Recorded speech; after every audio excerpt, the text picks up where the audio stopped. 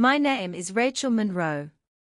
I'm 36 years old, a cybersecurity analyst living in Phoenix, Arizona. And 2 hours ago, I watched my entire life drain out of my bank accounts in real time. It started quietly. I was finishing a late-night report at the kitchen table, laptop open, blue light reflecting off empty cereal bowls in the sink.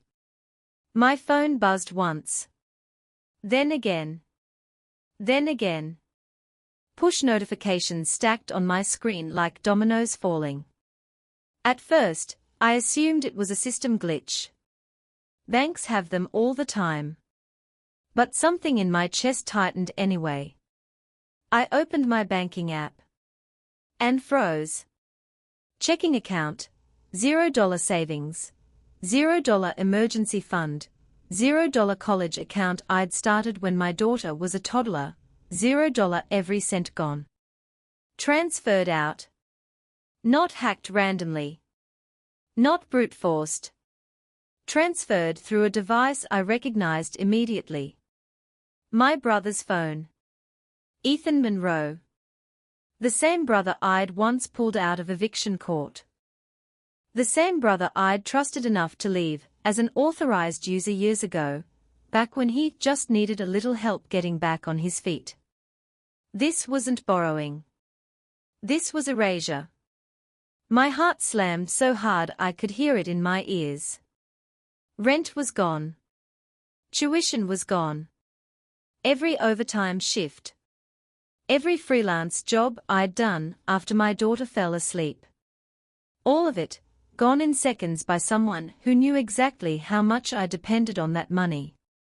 I didn't cry. I locked up. My brain snapped into professional mode, running threat models like I was auditing a stranger's breach instead of living inside my own disaster. Password compromise. Token reuse. Session hijack. I checked the device list. There it was. A cheap Android phone. Still trusted. Still authorized. Because I never imagined family would use access like a weapon. Behind me, a chair scraped softly. Mom? My 10-year-old daughter, Ava, padded in on socked feet, rubbing sleep from her eyes. She took one look at my face, then at the screen glowing red with warnings and negative balances. She stared, silent, calculating. Then she squared her shoulders. Unicorn pajamas. Messy hair. Fierce certainty that didn't belong to a child.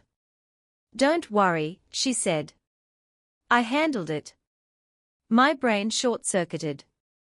Handled what? Before I could speak, she climbed into the chair beside me like it was just another school night, not the moment our financial spine had been snapped in half. You remember when you showed me the banking app, she asked. You said if anything looked weird, I should press the flag button and tell you. I nodded slowly, barely breathing. I was playing that puzzle game on your phone earlier, she continued, and I saw a text about a new login. It sounded sketchy. So I opened the app. My chest tightened.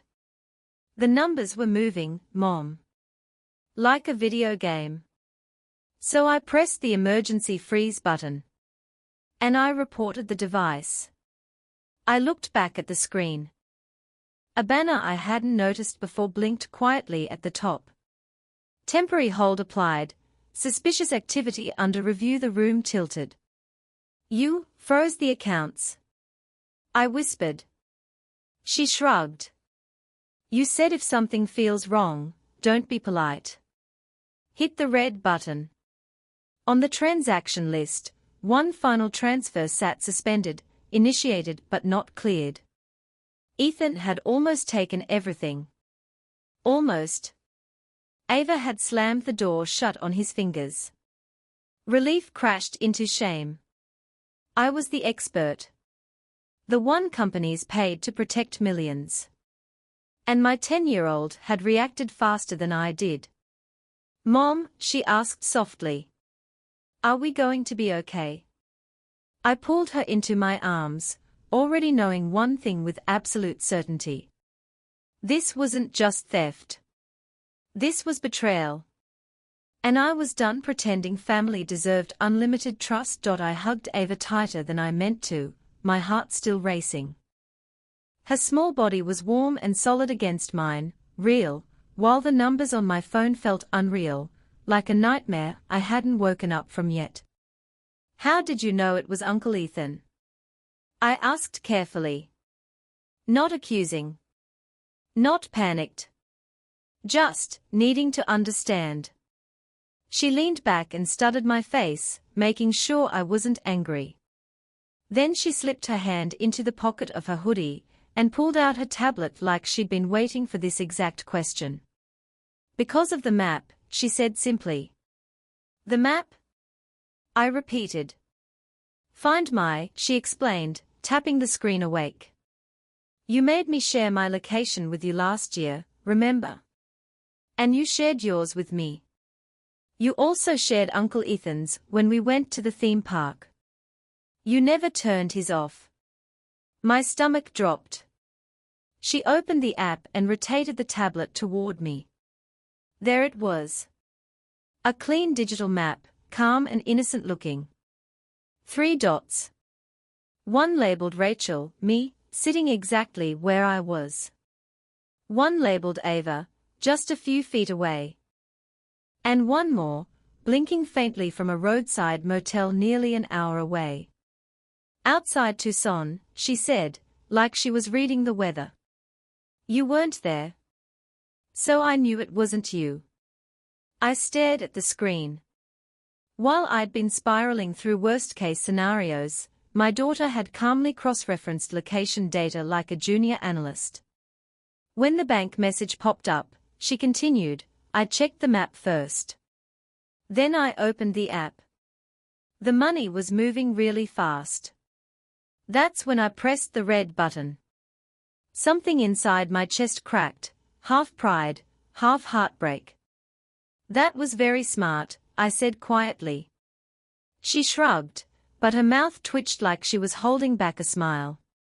"You always say bad people count on others freezing." I swallowed. I did say that. At work. At home. Over dinner conversations, she was apparently absorbing like oxygen. My phone buzzed again. Another notification from the bank. "Suspicious device restricted. Investigation ongoing." The final transfer still hadn't cleared. We weren't safe yet, but we weren't ruined either. Ava's voice dropped to a whisper. "Mom, are we going to have to move?" That question hurt more than anything Ethan had done. "No," I said, even though I didn't know if it was true yet. "We are going to be okay." I meant it the way you mean something you decide to make true. She nodded, trusting me in that way only children do, then slid off the chair and padded back toward her room. "I'm tired," she said. "But wake me up if you need help." Help. From a 10-year-old. After she closed her door, I sat alone at the table and finally let myself feel it. The anger sharpened. Ethan hadn't just taken money. He'd taken stability. Safety. The future I was building for a child who still believed adults did the right thing. And he'd done it using access I'd given him years ago, back when I was drowning and grateful and stupid enough to confuse loyalty with security. I opened my laptop and switched from panic to precision. Audit mode. I pulled access logs from the bank portal. Device fingerprints. Login times. IP history. The Android matched perfectly. Same cheap model. Same OS version. Same sloppy pattern of logins. He hadn't even tried to hide. That hurt almost as much as the theft. At 11:42 p.m., my phone lit up with an incoming call from an unknown number. I didn't answer. At 11:44, it rang again. Texas area code.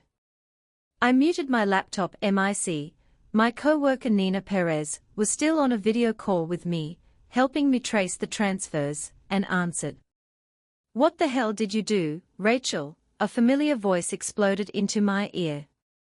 No greeting. No apology. Just panic and rage. Ethan Monroe. For half a second, muscle memory kicked in. Late nights sharing instant noodles. Promises we'd always look out for each other. Then reality snapped back. "You froze the accounts," he shouted. "The bank's asking questions." Fraud called me. "What did you do?" I closed my eyes. "You mean what did you do?" I said calmly. Silence. Then, low and dangerous, "You don't understand what you just messed up." That was the moment I knew. This wasn't desperation. This was fear. And whatever Ethan was involved in, it was bigger than stealing from his sister. Ethan's breathing crackled through the phone, fast and uneven, like he'd been running. I could picture him pacing some cheap motel room, phone pressed to his ear, eyes darting toward the door. "You think freezing those accounts makes you smart," he snapped. "You just made things worse." "For who?" I asked quietly. "For everyone," he hissed. "People don't like their money delayed, Rachel. You didn't just screw me. You screwed them." My skin prickled. "They?" I repeated. "Who are they?" "That doesn't matter," he said quickly. Too quickly. "All you need to know is you call the bank tomorrow, tell them it was a misunderstanding, and unfreeze everything." "No," I said. He laughed, a sharp, ugly sound I didn't recognize. "You always were stubborn. Listen to me. You're in over your head." I glanced down the hallway toward Ava's room, making sure her door was still closed. "You stole from my daughter," I said, my voice going cold. "From her future. I was going to pay it back," he shouted. "It was a loan. You emptied everything." A pause. Then his tone changed. Lower. Tighter. "Do you have any idea what happens to people who hold up payouts?" he said. "They don't just lose money." My grip tightened on the phone. "Is that a threat?" He didn't answer directly. "You should be careful. Especially with a kid in the house." That was it. The line he crossed so cleanly there was almost impressive. I didn't yell. I didn't cry. I felt something click into place. "I work in cybersecurity," I said softly. "I dismantle ransomware crews for a living. You think criminals scare me?" Silence again. "The difference," I continued, "is they never sat at my kitchen table. You did. And that makes what you did worse, not better." He cursed under his breath. "You'll regret this," he said. "You just signed your own eviction notice." The call ended. I sat there for a long moment, phone still pressed to my ear, listening to the dial tone like it might explain how my brother had turned into someone capable of threatening a child. Behind me, my laptop chimed. I unmuted the call. Nina's face filled the screen, eyes wide. "I heard most of that," she said quietly. "Rachel. I'm so sorry." "Don't be," I replied. "He just gave us leverage." I told her everything. The threat. The way he talked about them. The panic beneath the bluster. Nina leaned closer to her camera. "You know I consult with the State Financial Crimes Unit sometimes, right?" I nodded. "If Ethan's using your identity or accounts as part of a larger scheme, this needs to stop being a family issue and start being a case file." I looked toward Ava's door again. A thin strip of light glowed beneath it. Family issue. Case file. 2 days ago, I would have fought to keep this private. To handle it quietly. To protect him. Now? If I don't do this, I said slowly, he'll keep escalating. Yes, Nina agreed. And he'll keep using your silence as cover. I exhaled. Make the introduction. That night, after Ava finally fell asleep clutching her stuffed axolotl, I turned my dual monitors on myself. Screenshots. Logs. Call records. Device IDs. Everything went into an encrypted vault. Nina looped in a contact she trusted, Detective Carla Reyes from the Financial Crimes Unit. She couldn't officially advise me yet, but her instructions were clear. Document everything. Don't confront him again unless we coordinate it. And Rachel, this isn't your fault. We see this pattern all the time. Fraud that starts as borrowing from people they know. I wanted cybercrime to stay faceless. Code and servers. Not a man who once held my daughter when she was born. But that wasn't reality. My email pinged. A message from the bank's fraud department. The final transfer was still pending. Funds had not reached the recipient account. Translation: Ethan's pipeline had just been choked. Relief barely had time to settle before another notification appeared. Unknown sender. Subject: You should stop digging. No greeting. No signature. Just one line: Family business is best handled quietly, unless you want secrets shared. Below it, a link. I didn't click. I hovered. Inspected the URL. A public forum I knew all too well, a place where scams wore the disguise of investment tips. I opened it in a sandbox environment. A thread sat at the top. My name. Inside were screenshots of my LinkedIn profile. My company's website. A cropped photo of me and Ava at a coding fair. In the comments, strangers joked about applying pressure. About scaring me into compliance. One suggested involving my kid. My hands went numb. The floor creaked behind me. I snapped the laptop shut just as Ava appeared in the doorway, hair a sleepy halo. You're still working, she murmured. I forced a smile. Almost done, bug. She hesitated. Are we still going to the art fundraiser meeting tomorrow? How idea. A community art sale to rebuild her emergency fund if we needed it. Yes, I said firmly. And we are going to talk to some grown-ups who know how to deal with bad guys. She nodded, satisfied. As her door closed, my phone buzzed again. A message from Nina. I found Ethan's handle on that forum. He's using a name close to yours to pitch investments. Another message followed, this one from Detective Reyes. We are opening an official case. Do not respond to threats. When he reaches out again, and he will, tell us. I stared at the dark screen. This wasn't just about money anymore. It was about safety. And I was done playing defense.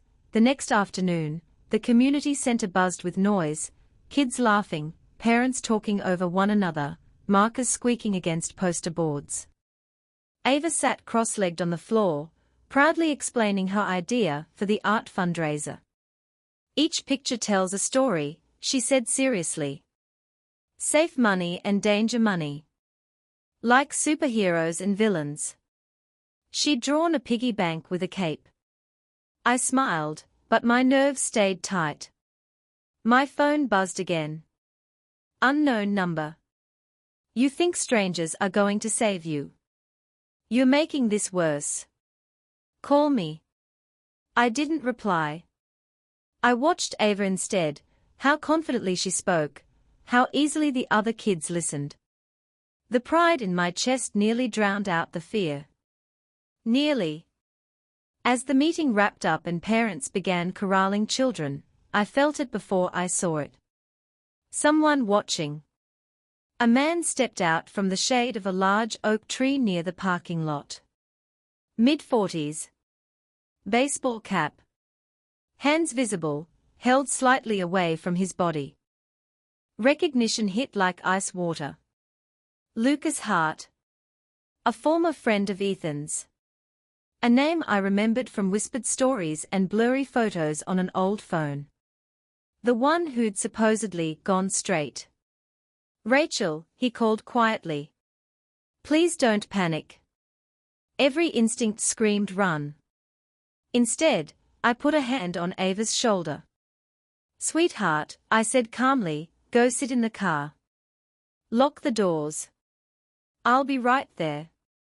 She read my posture instantly, no argument, no questions. She walked fast, not scared, just alert. When her door shut, I turned back. You have 30 seconds, I said. Why are you anywhere near my child's fundraiser? Lucas winced. Up close, he looked older than I remembered. The swagger gone. Lines etched deep around his eyes. I'm not here to hurt you, he said. I'm here because I think they might. They? I echoed. You know who, he replied quietly. Your brother. And the people he's mixed up with. My jaw tightened. I got out, Lucas continued. Warehouse job. Kept my head down. But I still see the group chats. The forums. When Ethan froze up because of you, things got loud. How did you find me? I demanded. He gestured vaguely. You're already being discussed. Your work. Your kid. You should know, they are blaming you. The echo of Ethan's threat crawled up my spine. Why tell me this? I asked. Lucas glanced toward my car, where Ava sat watching through the window. Because there's a kid involved, he said. And because my girlfriend's pregnant. I don't want my son growing up thinking this is normal. Silence stretched between us. You willing to talk to law enforcement? I asked. He flinched. Then nodded. If that's what it takes. I'm not doing it for Ethan. He made his choices. I'm doing it so you don't pay for them. I studied him carefully. An insider could be gold. Or bait. That night, we found out which. We set up a secure video call.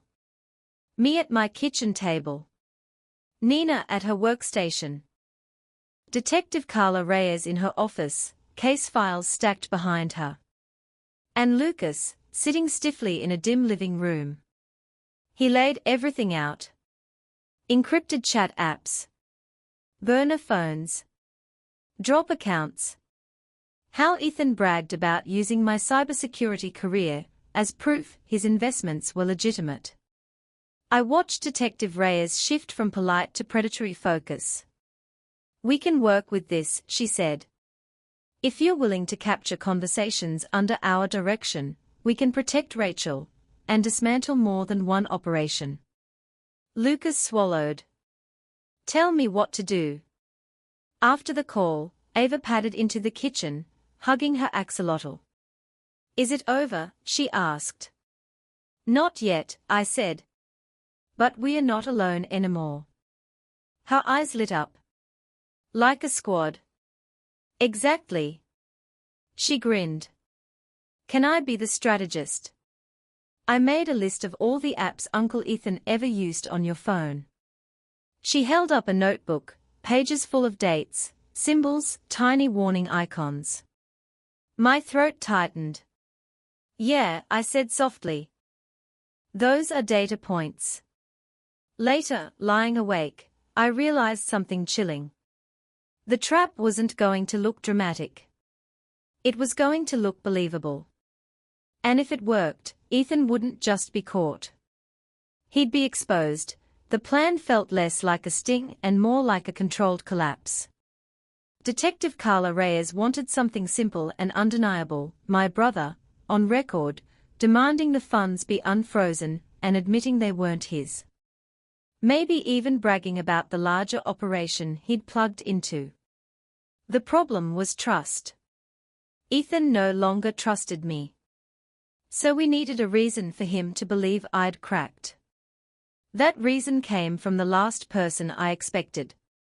He still thinks you're soft, Ava said one evening as we sat on the floor stretching canvases for the fundraiser. He thinks if he scares you enough, you'll forgive him like before. It stung. Because it was true.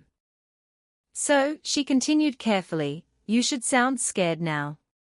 I looked at my 10-year-old daughter, stunned by how clearly she saw my patterns. If you call and say you're afraid, she added, he'll believe you.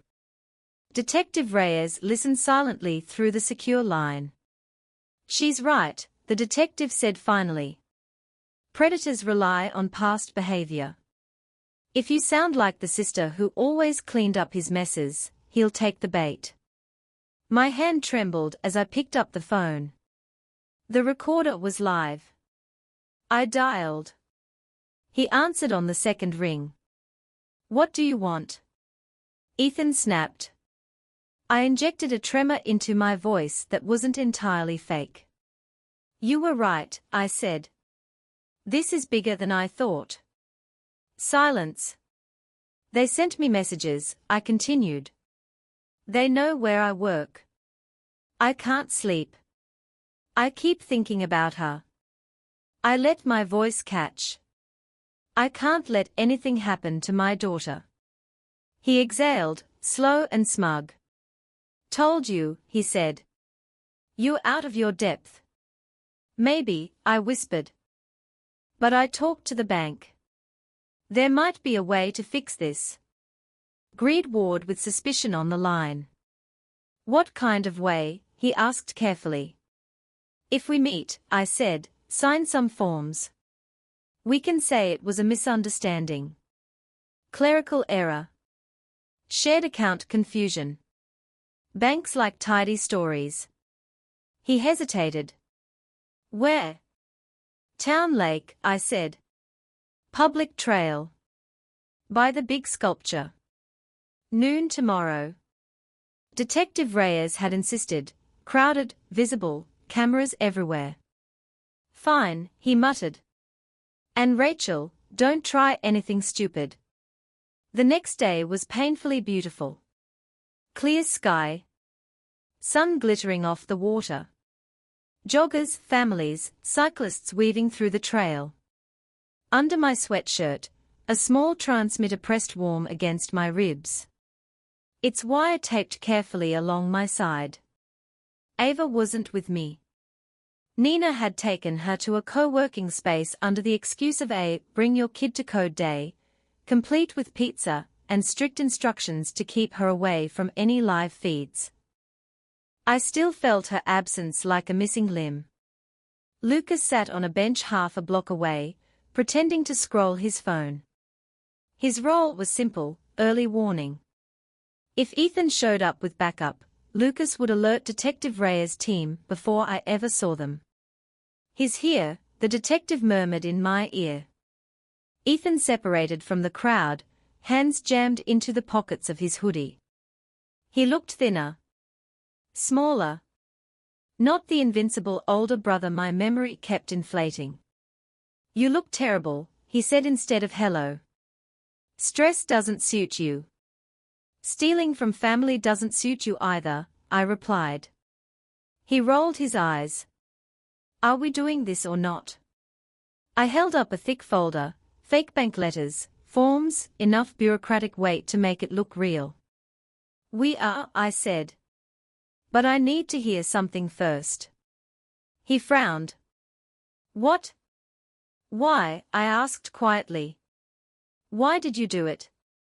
He snorted. Seriously? Therapy in the park. Humor me, I said. If I'm going to commit fraud for you, I want honesty. He glanced around, then leaned closer. Because I was tired of scraping by, he hissed.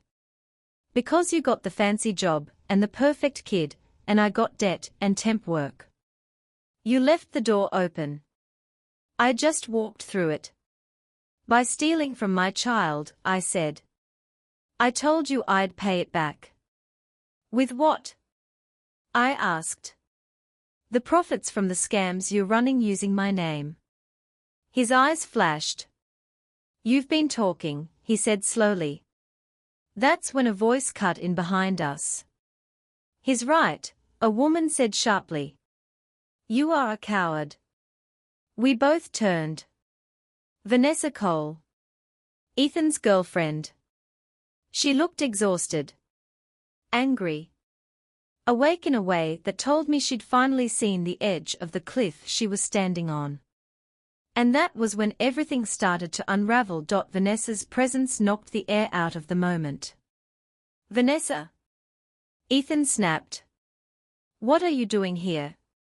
She crossed her arms, jaw tight. I followed you. You stopped answering my calls, Ethan. And I was done being lied to. His eyes flicked to me, then back to her.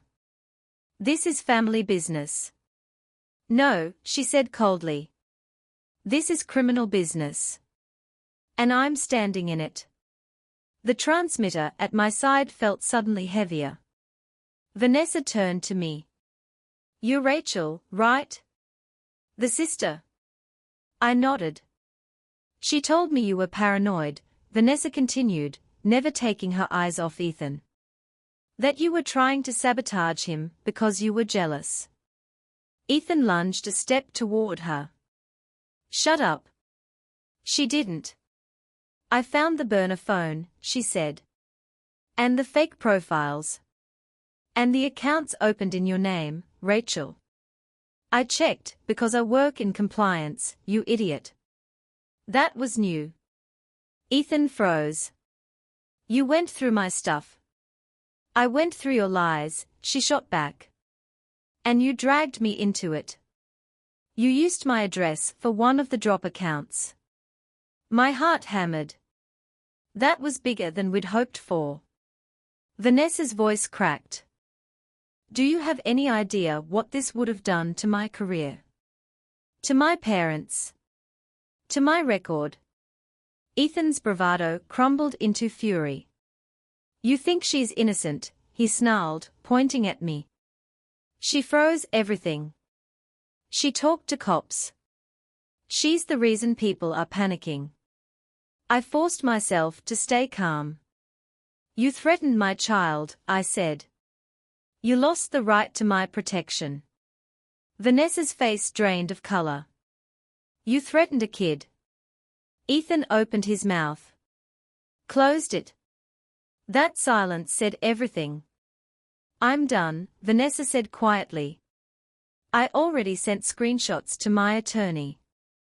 And if you don't turn yourself in, I will. He laughed, a hollow, brittle sound. You wouldn't. I would, she said. And I am.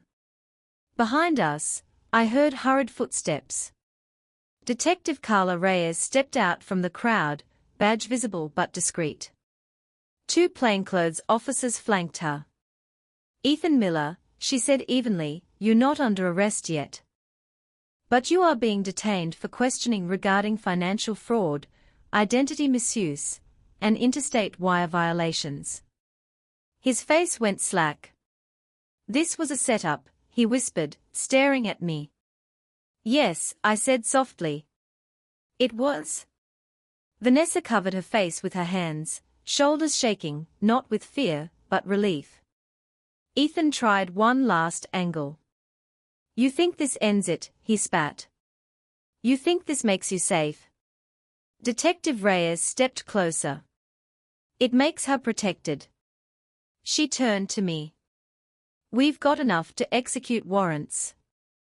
Your documentation, Lucas's testimony, and now Ms. Cole's compliance records. This opens doors.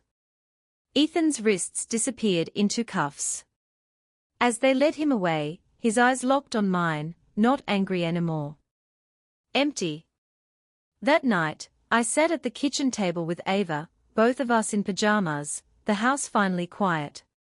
"Is Uncle Ethan going to jail?" she asked carefully. "Yes," I said. "And he won't be able to hurt anyone again." She nodded, processing. "Does that make you sad?" she asked. I thought about it. "It makes me relieved," I answered honestly. "And a little sad for who he could have been." She leaned her head against my arm. "Good guys can still love people who do bad things," she said. I smiled. "That's very wise." My phone buzzed one last time that night. A message from Detective Reyes. "They are flipping others in the ring." This was bigger than we knew. "You did the right thing." I looked around my home, small, imperfect, safe. For the first time in weeks, I slept without listening for footsteps in the dark. 3 months later, the world felt quieter. Not peaceful exactly, just no longer humming with threat. The investigation moved faster than I expected. Ethan took a plea deal. The evidence was overwhelming: recorded calls, burner phones, falsified accounts, and testimonies from people who realized too late they'd been pulled into something illegal. Some cried. Some were furious. All of them were done pretending it was just business. Ethan never looked at me in court. Vanessa sat 2 rows ahead, back straight, hands folded. When the judge read the charges, she exhaled like someone finally allowed to breathe again. She later sent me a message, short, careful, sincere. "Thank you for stopping him before it destroyed more lives." Lucas entered witness protection for a short time. He took the warehouse job out of state and vanished from every forum that once tied him to that world. Detective Reyes said that sometimes the bravest thing wasn't redemption, it was leaving. The fundraiser happened on a bright Saturday morning. Paintings lined the community center walls. Finger-painted galaxies. Crayon families. Abstract explosions of color that meant everything to the kids who made them. Ava stood at the center, explaining each piece with authority. "This one is about trust," she said, pointing to a messy swirl of blues and golds. "And this one is about what happens when you lose it, but don't lose yourself." People listened. They donated. They asked questions. By the end of the day, Ava's emergency fund was full again. But more than that, she had something better. Confidence. That night, as we packed up, she tugged on my sleeve. "Mom?" "Yeah?" "Next year, can we teach other kids how to protect their money? Like a class?" I smiled. "I think that's a brilliant idea." We started small. Workshops at the library. Online safety lessons. Teaching parents how scams really work, not the scary headlines, but the quiet manipulation underneath. I stopped seeing my story as something shameful. It was a warning. And a map. One evening, an envelope arrived in the mail. No return address. My hand stiffened before I opened it. Inside was a single piece of paper. "I'm sorry I made you choose between family and safety. You were right." No signature. I didn't need one. I folded the letter and put it away, not as forgiveness, but as closure. That night, Ava and I sat on the couch, legs tangled, watching a documentary about women in tech. She pointed at the screen. "That's you," she said confidently. I laughed. "Not quite." "Yet," she replied. And I realized something important. Silence doesn't keep the peace. It only protects the person doing harm. Speaking up didn't make me cruel. It made me a mother. A professional. A protector. And if telling the truth cost me a brother I thought I knew, it saved my daughter.